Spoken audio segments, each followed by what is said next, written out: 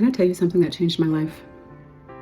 Most adult relationship struggles aren't happening in the present. They're happening in response to something from the past. One of the greatest lessons that I've learned through faith, psychology, and my own healing journey is this. Childhood wounds don't disappear because we become adults. They simply learn how to wear adult clothes. They show up in our friendships, our marriages, our families, our dating relationships, even our relationship with God. And if I'm being honest, there were seasons in my own life when I thought I was reacting to what was happening in front of me. But I wasn't. I wasn't always responding to the moment. Sometimes I was responding to an old wound, an old fear, an old belief, a younger version of me that was still trying to feel safe, valued, chosen, or understood. Sometimes childhood wounds show up like this. You struggle with criticism because you learned your value was tied to performance. You fear rejection because connection once felt inconsistent.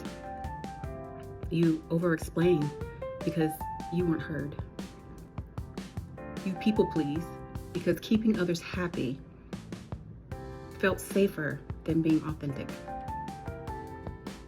You avoid conflict because conflict once felt dangerous. Or you become hyper-independent because depending on others once led to disappointment. That behavior is not random. It's often protective. The problem is that what protected you as a child may be hurting you as an adult, because survival skills are not always relationship skills. And healing often begins when we stop asking, what's wrong with me, and start asking, what happened that taught me this? This is one of the reasons I love the way God heals.